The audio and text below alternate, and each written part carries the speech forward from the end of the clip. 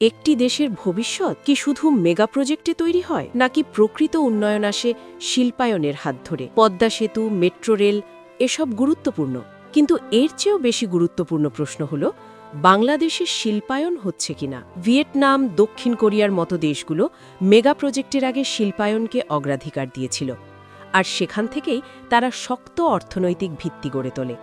কিন্তু বাংলাদেশ একটি ঘনবসতিপূর্ণ ও স্বল্প জমির দেশ। শিল্পের জন্য পর্যাপ্ত জায়গা, বিদ্যুৎ ও গ্যাস সবই সীমিত। তাই নতুন জমি দখল না করে কার্যকরী পদক্ষেপ হবে অব্যবহৃত শিল্পাঞ্চলকে কাজে লাগানো। চীনের শেনজেন একসময় ছিল সাধারণ কৃষি ও মৎস্যগ্রাম। ১৯৭৯ সালে এটিকে ঘোষণা করা হয় চীনের প্রথম স্পেশাল ইকোনমিক জোন। অব্যবহৃত জমিতে দ্রুত শিল্প অবকাঠামো গড়ে আন্তর্জাতিক বিনিয়োগ আনা হয়। কয়েক দশকের মধ্যেই শেনজেন হয়ে ওঠে চীনা অর্থনীতির প্রাণভূমরা।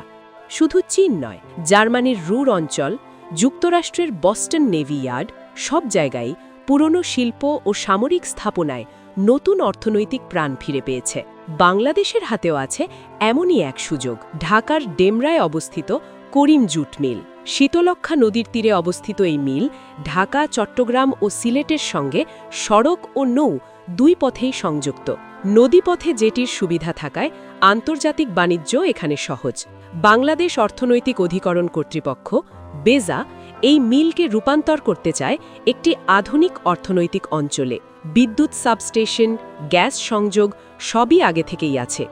শূন্য থেকে শুরু নয়, এটি একটি রেডিমেড প্ল্যাটফর্ম যা দ্রুত শিল্পায়নের জন্য আদর্শ।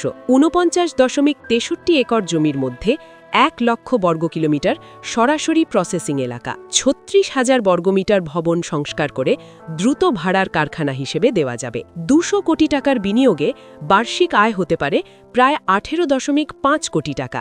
এই প্রকল্পে প্রত্যক্ষ কর্মসংস্থান ২৫,০০০, পরোক্ষ কর্মসংস্থান ৪০,০০০-এর বেশি। Garments accessories, fabrics, zipper, button এবং ইলেকট্রনিক অ্যাসেম্বলি এসব হালকা শিল্প রপ্তানি বৈচিত্র্য বাড়াবে।